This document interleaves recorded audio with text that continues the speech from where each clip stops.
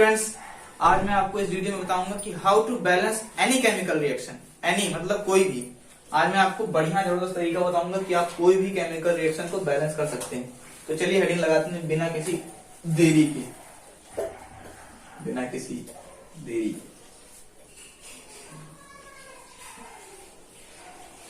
How to balance a chemical reaction. तो इसका rule क्या है? बस अपना एक तरीका, अपना सबका तरीका होता है कि सबसे पहले आप उस कंपाउंड को बैलेंस करिए जिनमें सबसे ज्यादा आइटम हो।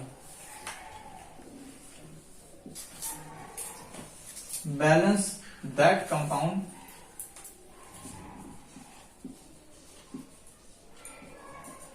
having more number of atom. उसके बाद अगले जो भी बाकी जो रिएक्शन में है कंपाउंड उनको बैलेंस करिए। Then balance other atom. बस यही दो रूल है, बाकी हमको एग्जांपल से आएगा आगे, ऐसे हम करते जाएंगे। तो इसमें नोट कर लीजिए। चलिए एग्जांपल्स मैं आपको बुक से कराता हूं। सबसे पहले हमारे पास एक एग्जांपल है, सस्ता एग्जांपल लेते हैं। मान लीजिए हमारे पास रिएक्शन है Mg प्लस O2। तो हमको पता है कि जब प्रोडक्ट में बनेगा तो हमें देगा 2MgO। तो इसको बैलेंस करेंगे तो क्या आएगा हमारे पास? इधर हम देख सकते हैं सबसे पहले इसमें सबसे ज्यादा आइटम किधर है? ऑक्सीजन में सबसे ज्यादा आइटम है। ऑक्सीजन के सबसे ज्यादा आइटम यहाँ पे हम देख सकते हैं। ऑक्सीजन पहले से ही 2 है, 2 इंटू ऑक्सीजन। अगर ये ऐसे कहीं पे लिखा है तो इसका मतलब होता है कि दो सारे आइटम से मल्टीप्लाइड है, यानी 2 मैग्नीशियम भी है और 2 ऑक्सीजन भी है। मतलब ऑक्सीजन पहले से ही बैलेंस है, तो हमें इसे नहीं बैलेंस करना है। इधर देखिए मैग्नीशियम के एक आइटम है, यहाँ पे मैग्नीशियम के 2 आइटम है। तो हम इधर मैग्नीशियम को 2 करने के लिए 2 से मल्टीप्लाई कर देंगे, यानी ये बैलेंस होकर क्या बनेगा? 2Mg प्लस O2 और हमें मिल जाएगा 2MgO। अब हम वेरीफाई करेंगे कि क्या ये रिएक्शन बैलेंस है। तो 2 मैग्नीशियम इधर भी, 2 मैग्नीशियम इधर भी, ऑक्सीजन 2 इधर, ऑक्सीजन 2 इधर, तो ये बैलेंस है। इसी तरह हमारे पास एग्जांपल 2 है। एग्जांपल 2 मैं आपके लिए लेता हूं। ये जब हम सोडियम मेटल को पोटेशियम मेटल को जब हम वाटर में डालेंगे तो ये हमें देगा potassium hydroxide plus hydrogen gas निकलेगी। तो ये आइए चेक करते हैं कि बैलेंस है कि नहीं बैलेंस है। तो हमारे पास पोटेशियम की इधर एक एटम, इधर ही पोटेशियम की एक एटम, ऑक्सीजन का एक एटम, ऑक्सीजन का एक एटम, हाइड्रोजन के हमारे पास इधर 2 एटम है, इधर 3 एटम है। तो अब इसको बैलेंस करने के लिए ये 2 है और ये 3 है, तो इसको तो 3 कर नहीं सकते, इसके लिए हमको 2 का मल्टीपल इसको करना होगा। तो इधर हम 2 से मल्टीप्लाई कर देते हैं इसमें। अब इधर देखिए कितने हाइड्रोजन हो गए? 2 हाइड्रोजन ये और 2 हाइड्रोजन ये, 4 हाइड्रोजन ये हो गए, ये हो गए 4 हाइड्रोजन।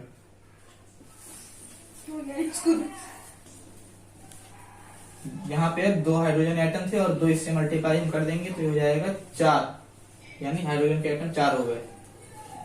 यहाँ पे 2 हाइड्रोजन एटम है तो इसको भी हम 2 से मल्टीप्लाई कर देंगे तो ये हो गया 4।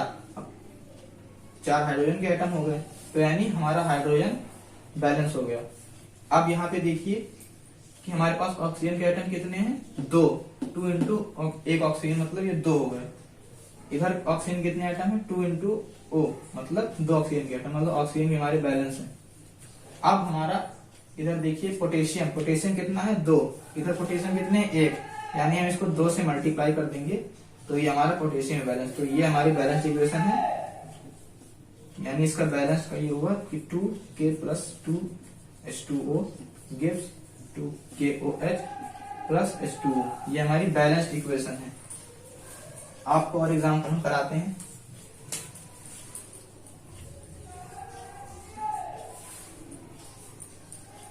एग्जाम्पल नंबर 3 है,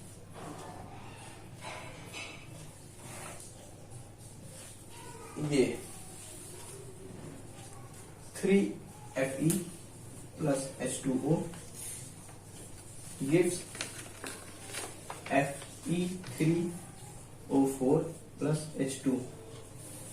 इसको वीडियो पॉज करके पहले आप लोग करिए, फिर हम कराते हैं। पहले आप लोग ट्राई करिए। चलिए मैं आपको इसका सॉल्यूशन बताता हूँ, आप लोग देखिएगा। इसको मैं रख कर देता हूँ ना कि नीचे नहीं, ऊपर बताता हूँ मैं आपको।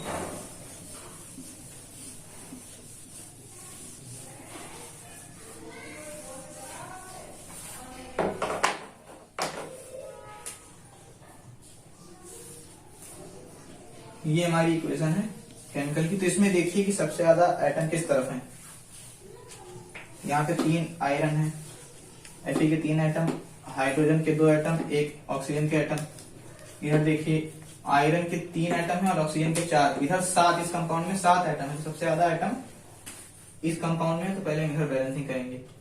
ऑक्सीजन 4 है, इधर देखिए ऑक्सीजन 1 है, यानी इसको हम इस तरह लिख सकते हैं। पहले हम ऑक्सीजन को बैलेंस करते हैं, इसको 4 से मल्टीप्लाई कर देंगे।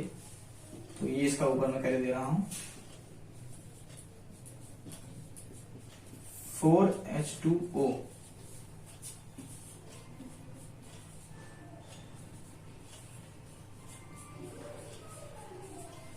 अब देखिए यहाँ पे हमने इसको बैलेंस किया, 4 ऑक्सीजन इधर, 4 ऑक्सीजन इधर। अब इधर देखिए कि हाइड्रोजन हमारे पास 8 हो गए। इधर हाइड्रोजन कितने हैं? 4 ही, 2 ही हैं। इसका यानी हमको 4 से मल्टीप्लाई करना होगा। तो 4 से हमने मल्टीप्लाई किया, हमारे हाइड्रोजन बैलेंस हो गए 8 हाइड्रोजन 4 ऑक्सीजन, 8 हाइड्रोजन 4 ऑक्सीजन। अब हमारे पास ये आयरन कितने हैं? 3। इधर आयरन कितने हैं? 3, मतलब ये बैलेंस हो गई। अगला एग्जांपल हम लोग लेते हैं।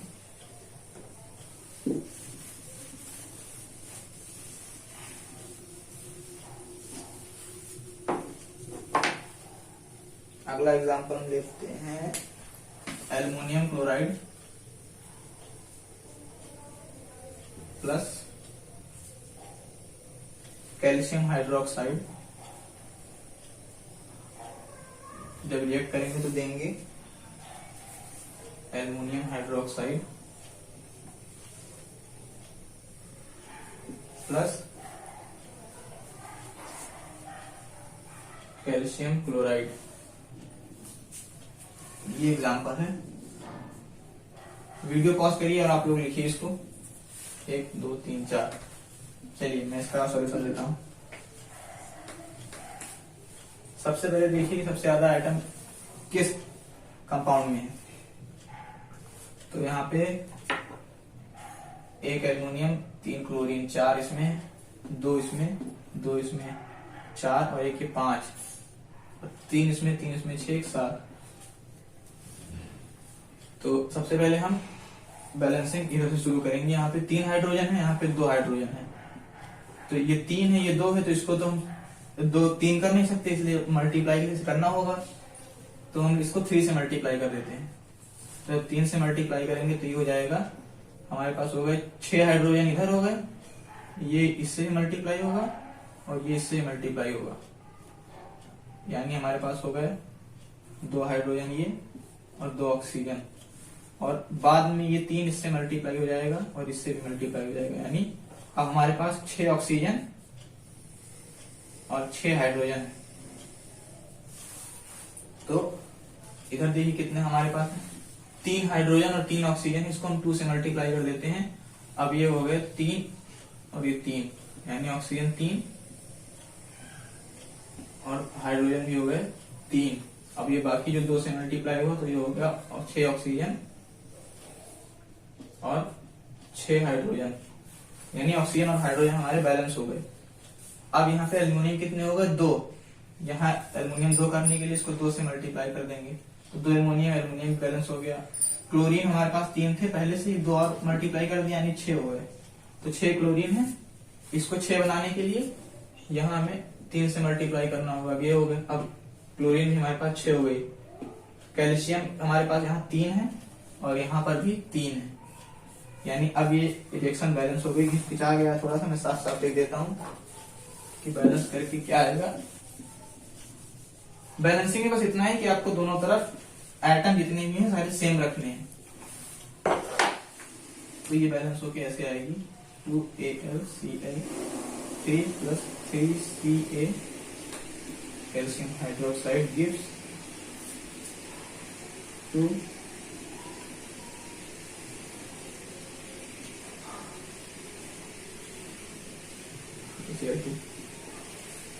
ठीक है। तो ये हो गया। अब मैं आपको कुछ क्वेश्चन होमवर्क में दे देता हूं, उसको आप लोग करिएगा। बाकी इसमें हम एग्जांपल लेते जाएंगे, कभी खत्म ही नहीं होगा, तो ज्यादा कराने को कोई फायदा नहीं। आप लोग जितनी प्रैक्टिस हो सके खुद करिएगा। मैं आपको क्वेश्चन दे दे रहा हूं, तो आप लोग जितना हो सके उतनी प्रैक्टिस करिए।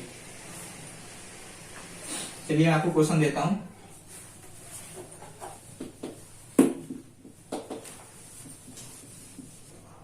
तो मैं आपको क्वेश्चन देता हूँ, आप लोग 4-5 सवाल आपको देता हूँ, आप इसको लगाइएगा रिएक्शन और मुझे कमेंट में इसके आंसर दीजिएगा। तो हमारे पास पहला क्वेश्चन है, HNO3 जब रिएक्ट होगा कैल्शियम हाइड्रोक्साइड से तो हमें देगा कैल्शियम नाइट्रेट का होल ट्वाइस और वाटर। अगला एग्जांपल है हमारे पास, जब सोडियम हाइड्रोक्साइड रिएक्ट होगा सल्फ्यूरिक एसिड से तो हमें देगा सोडियम सल्फेट प्लस, यहाँ पे हाइड्रोजन गैस निकलेगी और वाटर बन जाएगा।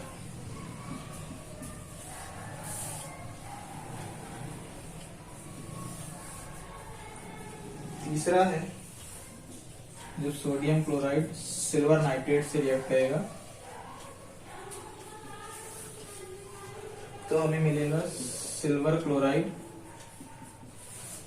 Plus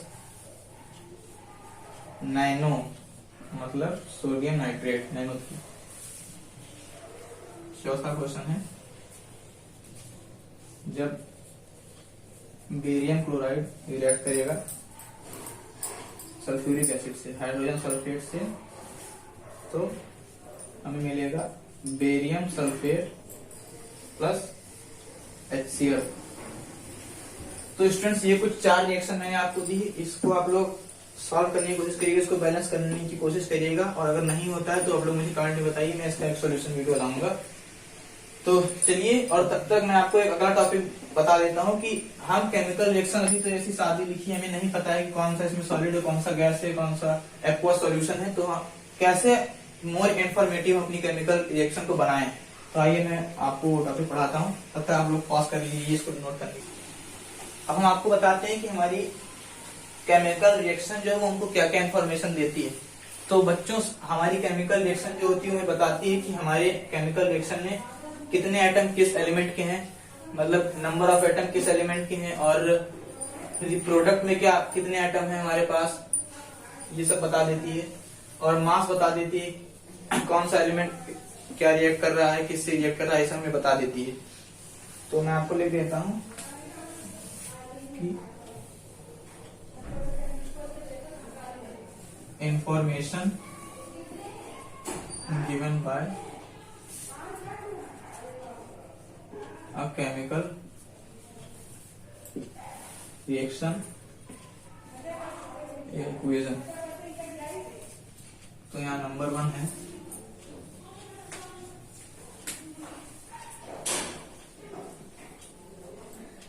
it tells us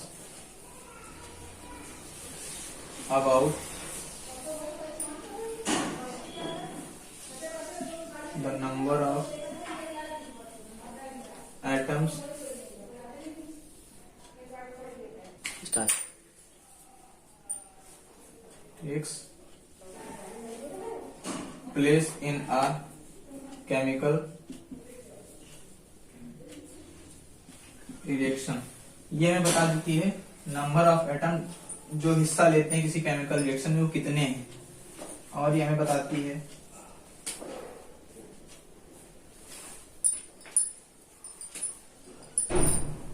the mass of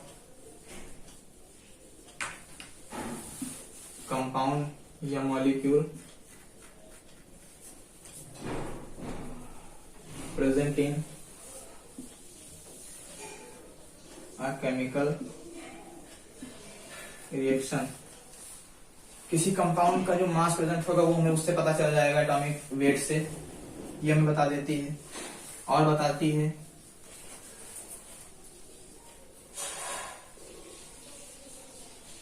what product we will get when we mix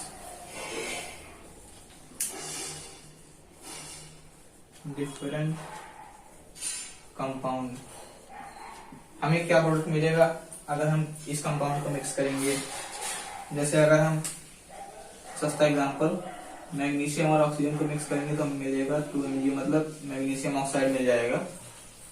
तो बहुत सारी चीजें हमें केमिकल रिएक्शन बता देती है।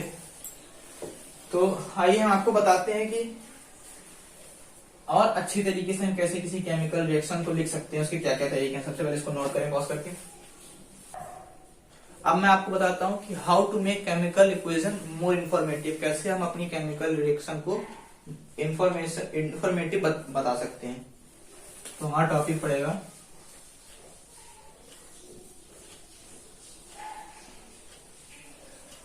How to make a chemical reaction या equation more informative। तो हम जो एटम्स या कंपाउंड्स हैं उनकी फिजिकल स्टेट बता सकते हैं। जो एटम्स या कंपाउंड रिएक्टेंट्स में या हमें प्रोडक्ट मिल रहे हैं उनकी हम फिजिकल स्टेट अगर मेंशन कर दें तो ज्यादा इंफॉर्मेटिव लगेगी। जैसे हमारे पास एक एग्जांपल है आपकी बुक का कि Zn plus H2SO4 gives Zn SO4 plus H2। अभी ऐसे देखिए कि ये से कुछ समझ में नहीं आ रहा कि ये लिक्विड है, सॉलिड है, क्या है, गैस है। तो इसको इंफॉर्मेटिव करने के लिए हम सब जानते हैं कि जिंक सॉलिड है तो इसको S लिख देते हैं। ये एक्वस है तो इसको एक्वस लिख देते हैं। ये भी एक्वस है, जिंक सल्फेट एक्वस। और हाइड्रोजन सबको पता है कि गैस है तो इसको हम लोग गैस लिख देते हैं, गैस। तो ये इसका एग्जांपल हो गया। और हम लोग इसको बता सकते हैं और informative indicating gas evolved from an equation by arrow. अगर किसी रिएक्शन में गैस निकलती है तो उसको हम एरो से दिखा देते हैं। जैसे ये हाइड्रोजन गैस है तो उसको हम दिखा सकते हैं एरो से कि हाँ गैस निकल रही है। तीसरा हमें क्या फायदा मिलेगा इन मोर इंफॉर्मेटिव बताने का कि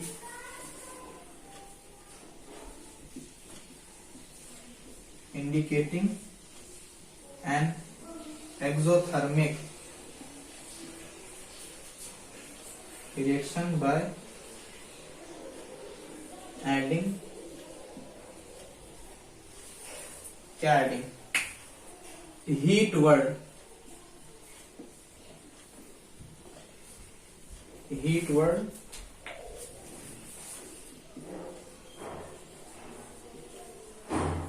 इन प्रोडक्ट साइड।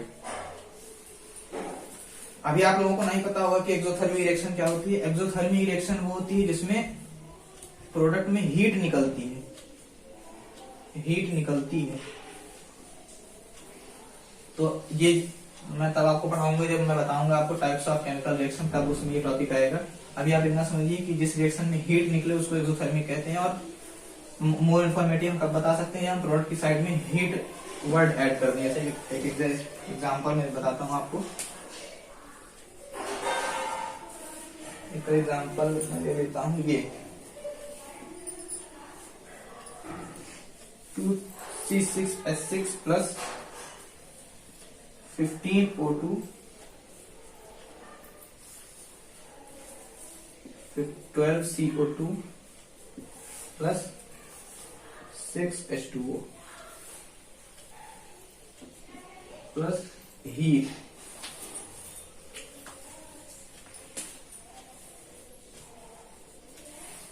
अब देखिए, जब हम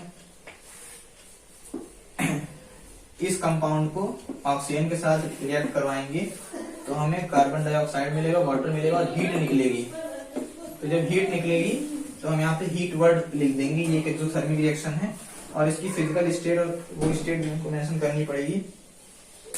तो ये लिक्विड होता है, तो लिक्विड को हम एल से डिनोट करते हैं। ये गैस है तो इसको जी से, ये भी गैस है तो इसको जी से, ये वाटर लिक्विड सबको पता है तो लिक्विड से, और हीट तो एनर्जी है तो इसको लिख देते हैं हीट।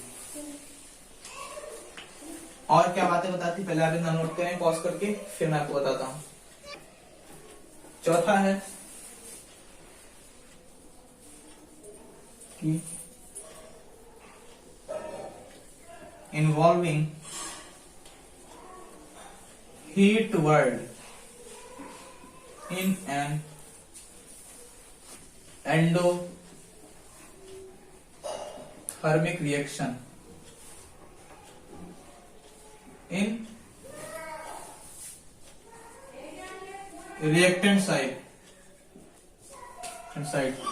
मतलब क्या कि कोई अगर एंडोथर्मिक रिएक्शन है तो उसमें हम हीट वर्ड का यूज कर देंगे तो ज्यादा इंफॉर्मेटिव लगेगी रिएक्टेंट साइड में। क्योंकि एंडोथर्मिक मतलब क्या होता है कि हीट जिस रिएक्शन में निकले हीट निकले नहीं, हीट देनी पड़े। किसी रिएक्शन में अगर हमको हीट देनी पड़े तो उसको एंडोथर्मिक रिएक्शन कहते हैं, उस रिएक्शन को कराने के लिए। तो जैसे इसका एग्जांपल है कि N2O2 plus heat gives us 2NO। तो आप देख सकते हैं कि हीट हमें देनी पड़ रही है। और ये नाइट्रोजन क्या है? नाइट्रोजन क्या है? गैस। ऑक्सीजन गैस और नाइट्रस ऑक्साइड भी एक गैस है। तो गैस ने जब गैस में रिएक्ट किया तो मिली गैस और हीट देनी पड़ी हमको। चौथी इंफॉर्मेशन क्या बताती है, मतलब पांचवी क्या बताती है कि अगर किसी रिएक्शन में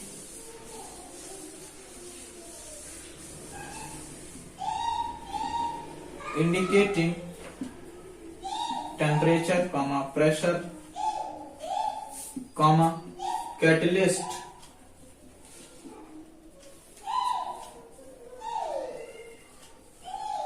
above the arrow।